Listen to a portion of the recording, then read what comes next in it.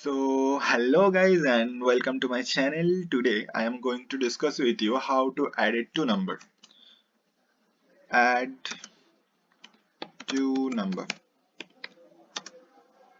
in C. বিশাল সহজ question, এতটাই সহজ যে একটা বাচ্চা করতে পারে, বাট তা আমি দেখাবো কেমন। তো বেসিক্যালি আমি প্রোগ্রামাইজার সি কম্পাইলার সি অনলাইন কম্পাইলারে আছি, আর এখানে বেসিক্যালি সবটা করাই রয়েছে, তাই আমি আর বেশি খাটিনি, ডিলিট মিলিট করিনি। তো শুরু করা যাক। আচ্ছা, দুটো নাম্বারকে অ্যাড করার জন্য অনেক কটা মেথড রয়েছে সিতে। বেসিক্যালি তিনটে মেথড রয়েছে। First one normal method, second one using for loop, আর থার্ড ওয়ান অ্যারে ইউজ করে। বেসিক্যালি ফর লুপ আর অ্যারে ইউজ করে জিনিসটা আমি এখন দেখাবো না, তার কারণ হচ্ছে ফর লুপ আর অ্যারে ইউজ করে যদি আমি করতে চাই সেটা একটু ডিফিকাল্ট, ওকে। আর সেটা দুটো নাম্বারের ক্ষেত্রে খুব একটা সহজ পদ্ধতি নয়, তার কারণ হচ্ছে দুটো নাম্বারের জন্য আমি নর্মাল মেথড ইউজ করেই করতে পারি, আর দ্বিতীয়ত ফর লুপ বা অ্যারে ইউজ করে আমি অনেক বেশি নাম্বার লাইক 10টা 20টা ক্ষেত্রে তো প্রত্যেকটা নাম্বারকে আলাদা আলাদা করে ইনিশিয়ালাইজ করা যায় না, তাই সেক্ষেত্রে আমরা ফর লুপ বা অ্যারে ইউজ করি। বাট দুটো নাম্বারের জন্য নর্মাল মেথড ইজ এনাফ। তো আমি নর্মাল মেথডই দেখাবো, আর পরে অবশ্যই আমি ফর লুপ বা অ্যারে ইউজ করে দেখাবো, সেটা নিয়ে চিন্তা করার দরকার নেই। But now normal method. তো নর্মাল মেথডে কি করতে হয়, বেসিক্যালি আমাকে দুটো স্টেপের উপর ফোকাস করতে হয়। সেটার মধ্যে প্রথম হচ্ছে গিয়ে দুটো নাম্বারকে ইনিশিয়ালাইজ করা, আর দ্বিতীয় দুটো নাম্বারকে অ্যাড করা, ওকে।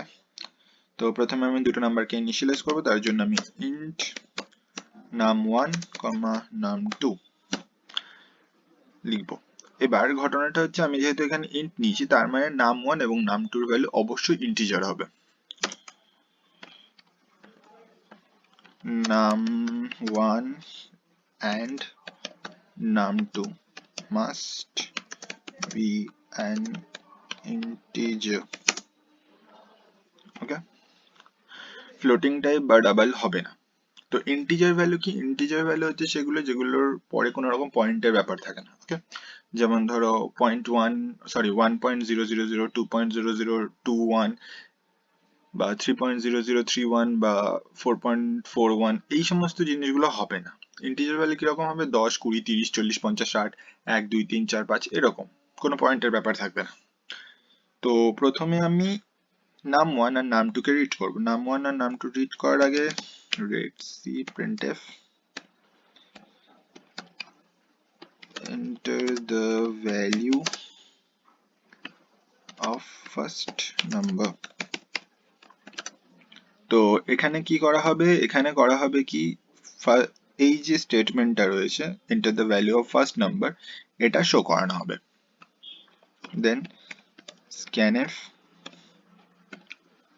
%d, addressing num1।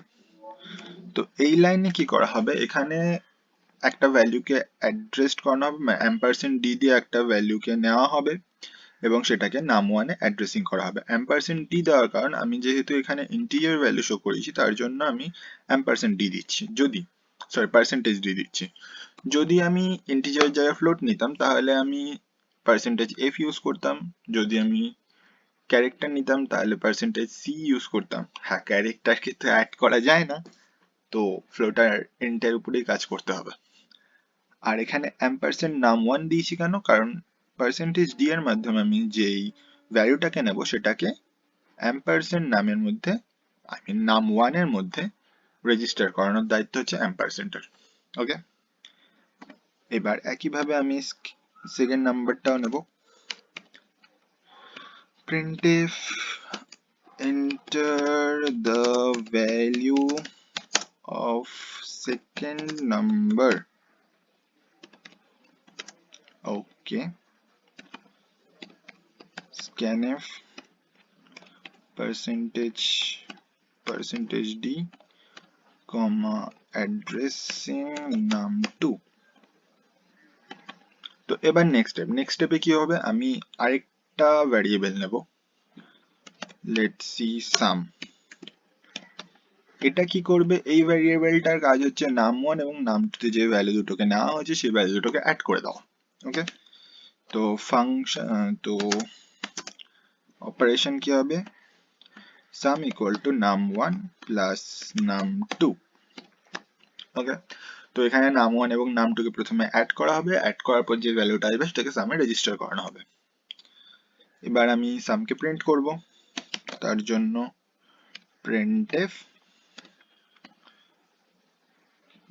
the value, the summation, the sum is %d plus the sum of %d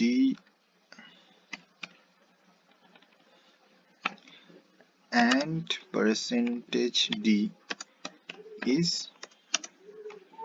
%d, comma num1, comma num2, comma sum। Okay, R return করার জন্য রিটার্ন 0 তো দেওয়াই আছে, তো আমাকে আর আলাদা করে কিছু রিটার্ন করতে হবে না।